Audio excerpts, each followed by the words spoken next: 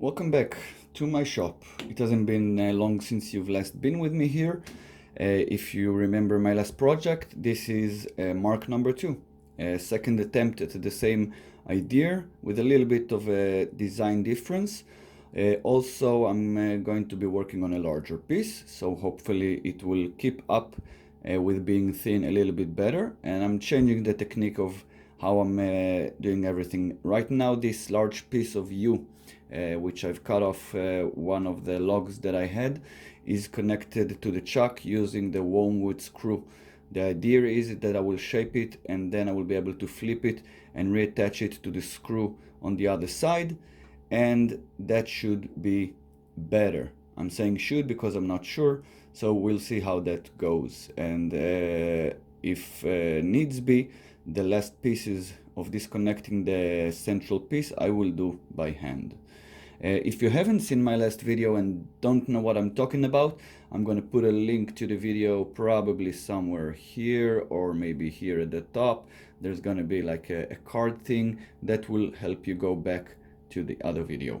Okay, let's start rounding this up to something resembling round and take it from there.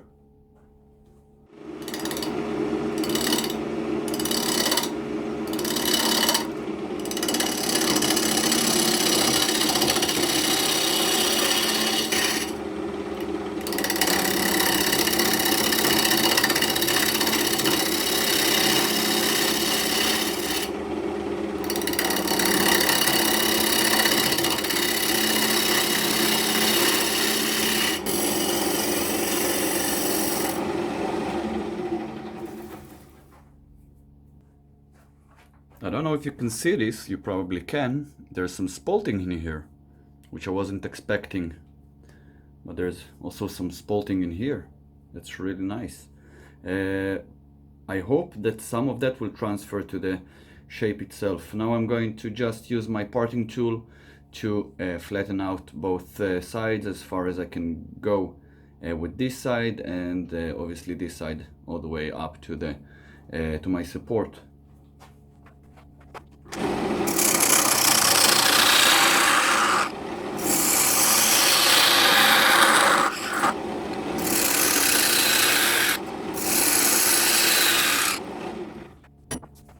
If you remember, this is my other piece, so it's wider and I left it quite thick in the middle, but I'm going to make it just, I think, about less than half than this width at the middle, and it's going to be much more pronounced, the curve.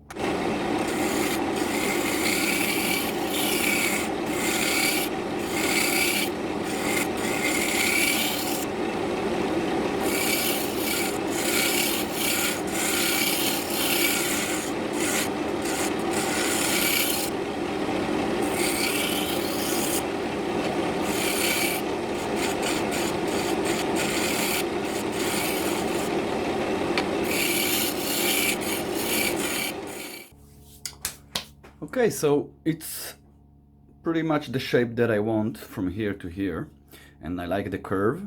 I took a little bit of time to make it a little bit curvier and as equal as I can do it by eye. I'm not going by millimeters here.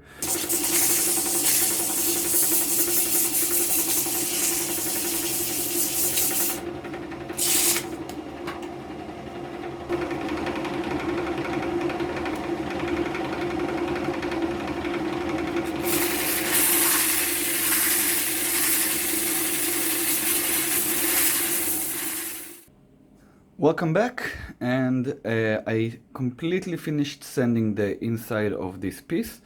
I sand it up to 240, and then I used Yorkshire grit to give it this nice waxy shine.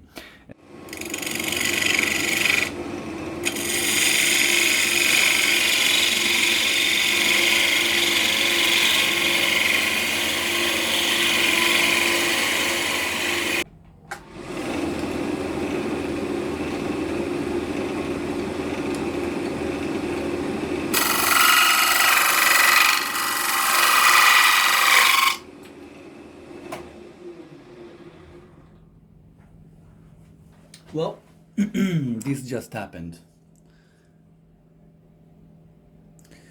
Sadly, I have a small piece missing here, but I do have a lot of shavings, and I think I might be able to glue this back up and use shavings to fill in the missing piece.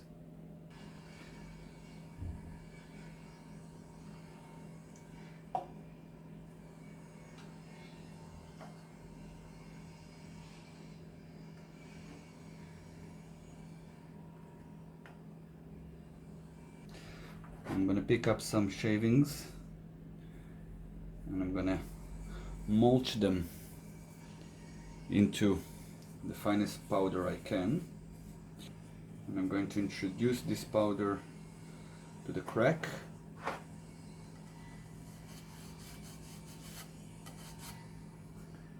So.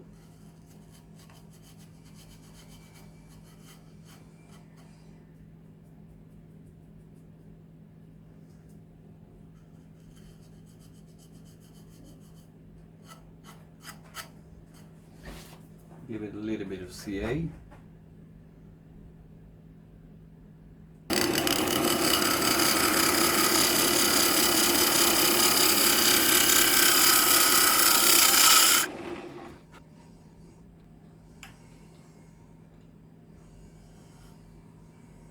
I'm going to finish up the edge with a little bit of sandpaper instead of with a tool.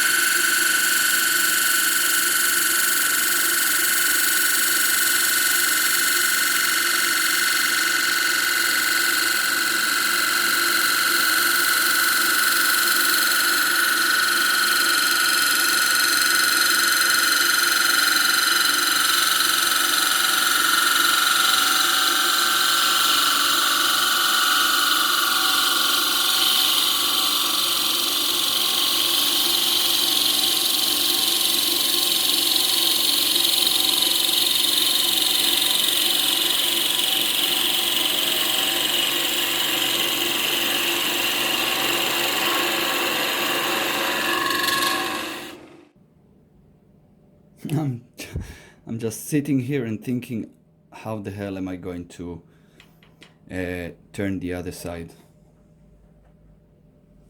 It's going to be almost impossible.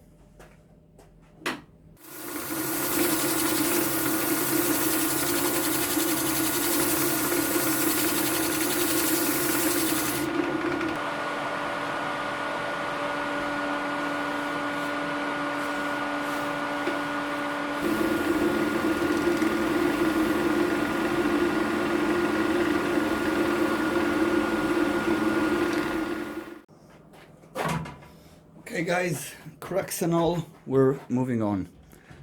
I'm gonna try to reverse mount this in this hole, and yeah, it's gonna be interesting. Let's see if this will work at all.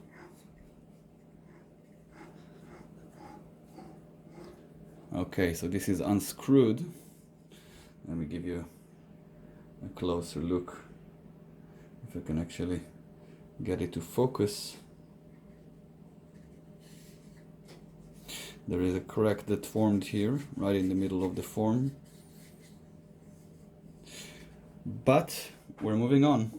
I'm just going to try and chuck this and see what happens. Yeah, I'm already feeling it. Not liking it. It's cracking the little spigot that I've made. Yeah, we're just gonna go and push through it. Because why not? What do we have to lose? Let me show you. So this is the spigot that I've left inside, and if I get something like this, then you can see that it's cracked. So that's not gonna hold so well.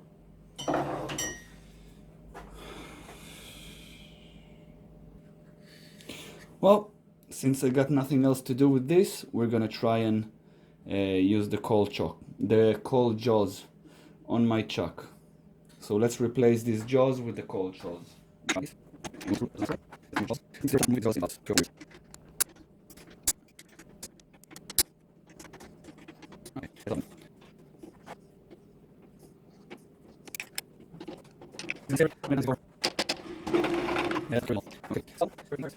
Obviously, I got this knob here. This would have to go between it. What if I grab it like this and I press the... So guys, as luck would have it, these touch or barely touching the wood in the back, and the little knob that was left from the other side is pinched between the jaws. So if I give it a little bit more of a squeeze, not only will the knob or the whatever it is will be clutched between the sides of the jaws inside the chuck, this will also, I hope the rubber thingies, plungers, will grab a little bit of the wood. So let's try that. Let's see how it looks spinning. That's not half bad.